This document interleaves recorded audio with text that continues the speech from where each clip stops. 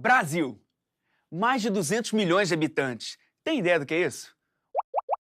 Um país tão grande e todo mundo falando a mesma língua oficial. A mesma. Fala, meu bom, me vê um cacetinho quentinho? Cacetinho, pão de sal, carioquinha, média, pão francês. É, amigo. A norma culta é uma só. Mas o português falado é variado. Não tem certo nem errado. É tudo junto e misturado. Então fica ligado.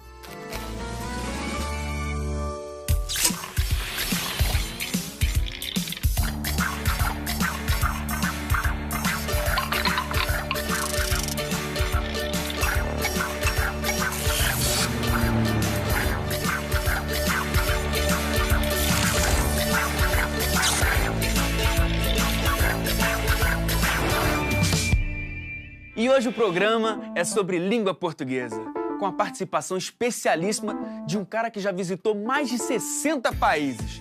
Ele é formado em administração de empresas, mas depois virou... Como é que alguém se forma em administração de empresas e vira escritor? Mas isso é no terceiro bloco, porque agora, para ficar tranquilo e favorável, a gente vai resolver uma questão do Enem.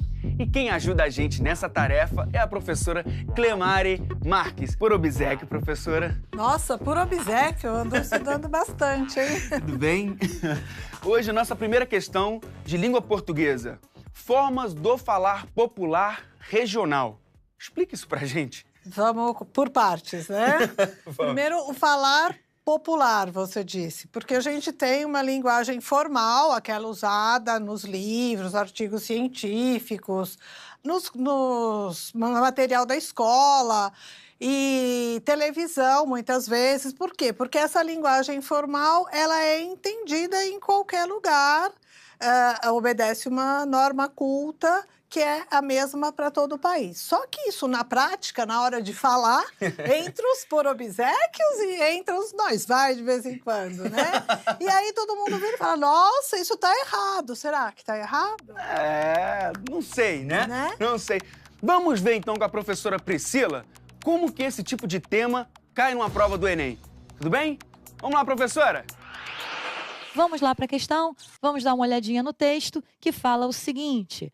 Olha, eu aqui de novo chachando, olha, eu aqui de novo para chachar.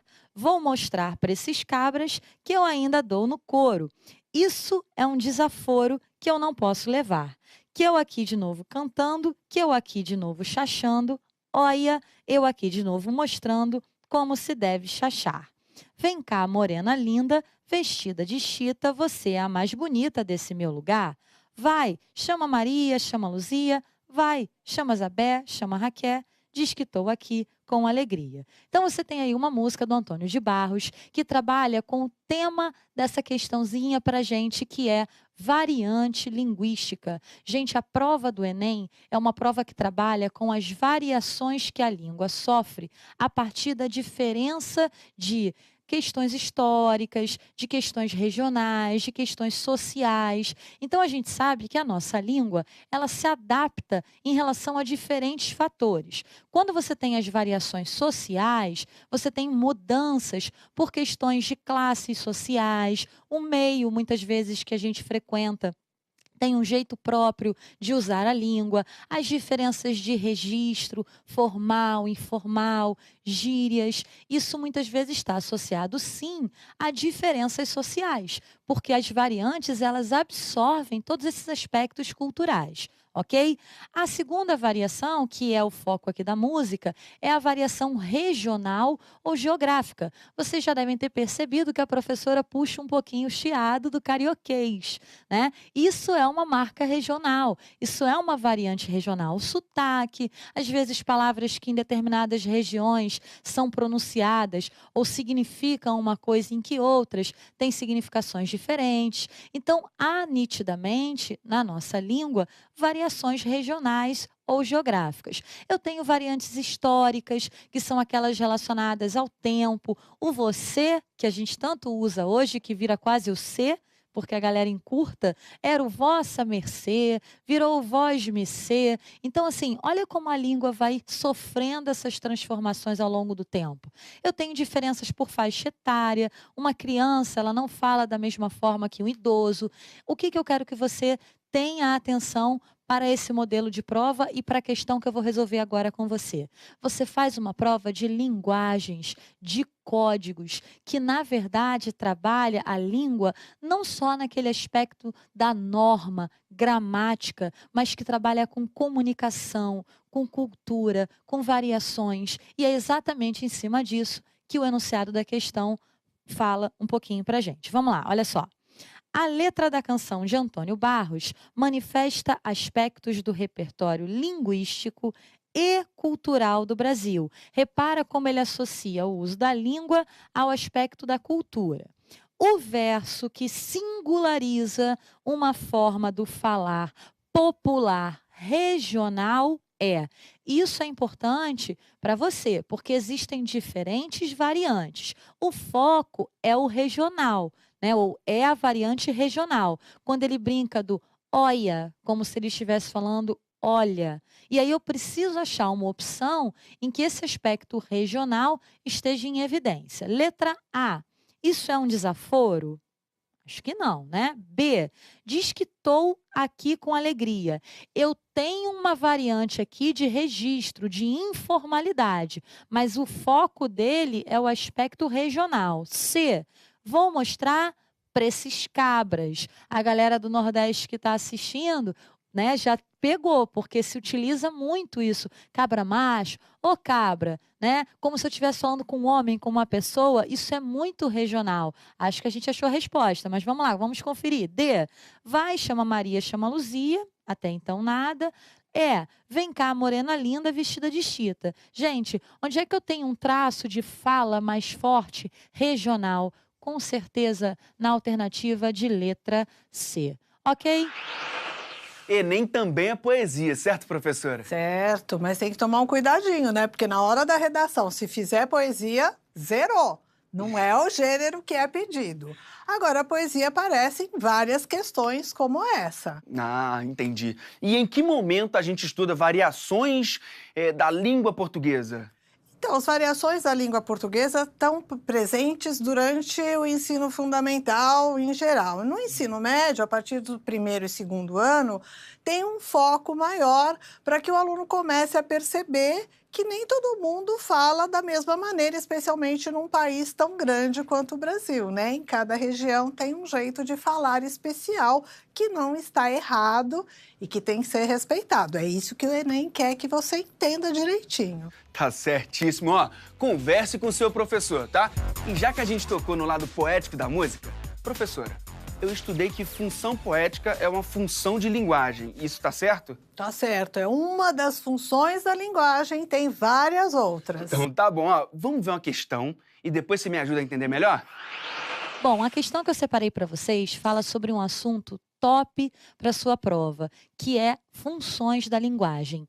Quando a gente fala de funções da linguagem, existem basicamente 6 funções. A função emotiva ou expressiva, a função apelativa ou conativa, função poética, referencial, fática e metalinguística. Cada uma dessas funções se associam ali a determinados elementos da comunicação. Então, brevemente, a função emotiva ou expressiva foca no emissor, trabalhando com subjetividade, primeira pessoa. A apelativa ou conativa, ela já busca a atenção do receptor ou interlocutor, aquele a quem eu me dirijo, ok? Tem marcas ali de interlocução, como imperativo, pronomes de tratamento, vocativo. A terceira função, que é a poética, ela já se preocupa com a mensagem, a elaboração da mensagem, os recursos utilizados, a preocupação com a forma. A referencial, por sua vez, foca no referente ou no contexto, ou seja, passa informações de maneira objetiva, direta. A fática é aquela que testa o canal comunicativo para a gente ver se efetivamente a comunicação acontece. E a metalinguística trabalha o código pelo próprio código. É o código sendo explicado por ele mesmo. Eu estou aqui numa prova, ou melhor, numa aula de português, falando sobre português em português. É o código falando do próprio código. Isso é uma metalinguagem. Por que eu estou falando sobre esse assunto com você? Porque funções da linguagem é um dos assuntos mais cobrados na sua prova. E a questão que a gente vai resolver agora teoriza exatamente esse assunto. Vamos lá? Eu tenho um texto que fala assim: 14 coisas que você não deve jogar na privada. Nem no ralo, elas poluem rios, lagos e mares, e o que contamina o ambiente e os animais. Também deixa mais difícil obter a água que nós mesmos usaremos. Alguns produtos podem causar entupimentos. Cotonete, fio dental, medicamento preservativo, óleo de cozinha, ponta de cigarro, poeira de varrição de casa, fio de cabelo e pelo de animais, tinta que não seja à base de água, querosene, gasolina, solvente, thinner. Jogue esses produtos no lixo comum. Alguns deles, como óleo de cozinha, medicamento e tinta, podem ser levados a pontos de coleta especiais que darão destinação final adequada. É como se fosse um manualzinho de etiqueta em que ele orienta as pessoas, né, a lidar com essa questão do lixo. O Enem é legal porque ele trabalha com uma diversidade de gêneros, né, gente? Então, você tem aqui uma espécie de um manual orientando as pessoas e informando-as sobre a importância da coleta, né, da questão do lixo. Você tem textos, às vezes, muito mais formais na linguagem, trabalhando aspectos poéticos. Só que a gente tem que prestar atenção a essa estrutura, a linguagem utilizada e as funções trabalhadas. É exatamente isso que o enunciado coloca para a gente. Vamos lá, olha só. O texto tem objetivo educativo. Isso já é importante porque todo texto tem um propósito, tem uma intenção. Nesse sentido, além do foco no interlocutor, ou seja, interlocutor para a gente é a quem a gente se dirige, é a mesma coisa que receptor. Então, ó, além do foco no interlocutor, que caracteriza a função conativa da linguagem, também chamada de função apelativa, como eu acabei de explicar brevemente aqui para você, predomina também nele a função referencial que busca. Gente, a função referencial é aquela que busca passar informações de maneira bem objetiva. Então, você tem no texto ali as duas funções acontecendo. Primeiro, pelo apelo, né, pelos verbos do imperativo, e segundo, pela informação transmitida. Ele quer a alternativa que justifica esse caráter informativo do texto. Vamos às opções. Despertar, letra A, né? Despertar no leitor sentimentos, gente, de amor pela natureza, induzindo-o a ter atitudes responsáveis que beneficiarão a sustentabilidade. Eu até busco sustentabilidade, mas definitivamente eu não quero despertar sentimentos. Não há esse traço emotivo no texto. Letra B. Informar, opa, já é uma palavra legal quando a gente pensa em função referencial. Informar o leitor sobre as consequências da destinação inadequada do lixo, orientando sobre como fazer o correto descarte de alguns dejetos. Esse aqui, ó, é bacana, né? Parece ser a resposta, mas vamos conferir as outras. C. Transmitir uma mensagem de caráter subjetivo, gente, mostrando exemplos de atitudes sustentáveis do autor em relação do texto em relação ao planeta. Não tem nada de subjetivo. O texto, ele é objetivo. D. Estabelecer uma comunicação com o leitor, procurando certificar-se de que a mensagem sobre ações de sustentabilidade está sendo compreendida. Primeiro, que ele até estabelece a comunicação. Só que o que testa ali não é o canal, porque quando ele fala certificar-se de que a mensagem foi compreendida, é como se ele estivesse fazendo um teste. Não é o foco é a informação. É explorar o uso da linguagem, conceituando detalhadamente os termos usados de forma a proporcionar melhor compreensão? Também não. Portanto, gabarito da nossa questão, letra B, diante desse caráter informativo que ele questionou. Professora, quando a gente estuda todas essas funções de linguagens que você disse, então, em geral, no primeiro do ensino médio já começa a introduzir isso, no segundo e no terceiro volta, porque é um assunto que tem bastante coisa para estudar. Você precisa estar sabendo tudo de morfologia, do uso de verbo, do imperativo, dos recursos linguísticos, porque cada função tem uma intenção por trás. E para que eu consiga que essa comunicação se realize e o texto atinja o objetivo dele, eu preciso usar a linguagem correta. Senão, eu vou falar de um jeito que a pessoa não vai entender e essa linguagem que eu estou utilizando não vai ter função, ou não vai atingir o seu objetivo. O que você diria para um aluno que quer tentar um curso na área de linguagens e códigos, mas não se sente muito à vontade com o conteúdo? Às vezes é um conteúdo que assusta, mas não é nenhum bicho-papão. Você tem que tornar um hábito na sua vida a leitura do jornal diário, de uma revista, livros importantes.